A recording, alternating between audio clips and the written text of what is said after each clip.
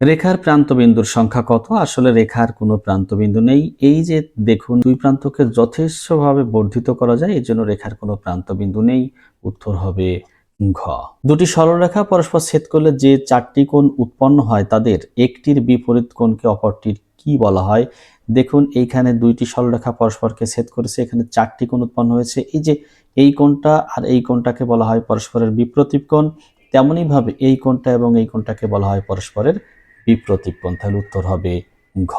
একটি সরলরেখার সাথে আর একটি রেখাংশ মিলিত হয়ে যে দুইটি সন্নিহিত কোণ উৎপন্ন হয় তাদের সমষ্টি কত? ব্যাপারটা হলো এই রকম, একটি সরলরেখার সাথে আর একটি রেখাংশ মিলিত হয়ে, এই যে রেখাংশ মিলিত হলো, বললো যে দুইটি সন্নিহিত কোণ, এই যে একটি সন্নিহিত কোণ, একটি সন্নিহিত কোণ, এই দুইটি সন্নিহিত কোণের সমষ্টি হবে 180 ডিগ্রি, অর্থাৎ এইখানে হয় এক সরল কোণ। তাহলে উত্তর হবে খ। সন্নিহিত সরল কোণের একটি কোণ 95 ডিগ্রি হলে অপরটি কত?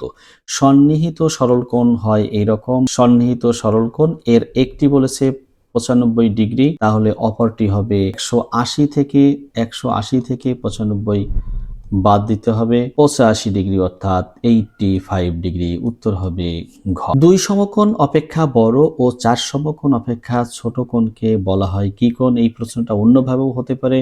180 ডিগ্রি থেকে বড় কিন্তু 360 ডিগ্রি থেকে ছোট কোণকে কি কোণ বলা হয়, এরকম হতে পারে, অথবা এই যে এরকম গাণিতিক আকারেও লেখা থাকতে পারে। তাহলে আমরা কি বলবো? দুই সমকোণ অপেক্ষা বড়, চার সমকোণ অপেক্ষা ছোট কোণকে বলা হয় প্রবৃদ্ধ কোণ। হবে ঘ। 253 ডিগ্রি কোণকে কি কোণ বলা হয়? এটা নিঃসন্দেহে দুই সমকোণ থেকে বড়, অর্থাৎ 180 থেকে বড়, 360 থেকে ছোট, তাই এটাকে বলা হয় প্রবৃদ্ধ কোণ।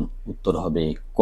দুটি পূরক কোণের সমষ্টি কত ডিগ্রি? দুটি পূরক কোণের সমষ্টি হয় 90 ডিগ্রি, কারণ যদি দুটো কোণের সমষ্টি 90 ডিগ্রি হয় তাহলেই কোণ দুটোকে পরস্পরের পূরক কোণ বলা হয়। উত্তর হবে ক। 40 ডিগ্রি কোণের পূরক কোণ কোনটি? দেখুন, পূরক কোণ হতে হলে দুটো কোণ মিলে 90 ডিগ্রি হতে হয়। যেহেতু এখানে একটি দেওয়া আছে 40 ডিগ্রি, তাহলে 40 ডিগ্রি বা 40 ডিগ্রি কোণের পূরক কোণ হবে 50 ডিগ্রি। উত্তর হবে খ।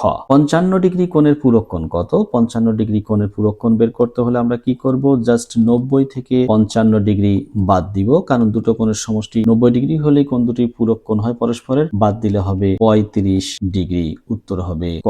একটি কোণের দ্বিগুণ 60 ডিগ্রি হলে তার পূরক কোণ কত? তাহলে আমরা কোণটিকে মনে করলাম এক্স, তাহলে এই এক্স কোণের দ্বিগুণ হলো কত ডিগ্রি? 60 ডিগ্রি। তাহলে কোণটি কত হবে? কোণটি আমরা বের করব কিভাবে? এইভাবে 2 দ্বারা 60 কে ভাগ করে পাবো 30 ডিগ্রি। তাহলে সেই একটি কোণ হলো 30 ডিগ্রি, এই 30 ডিগ্রি কোণের পূরক কোণ হবে 60 ডিগ্রি। উত্তর হবে ঘ।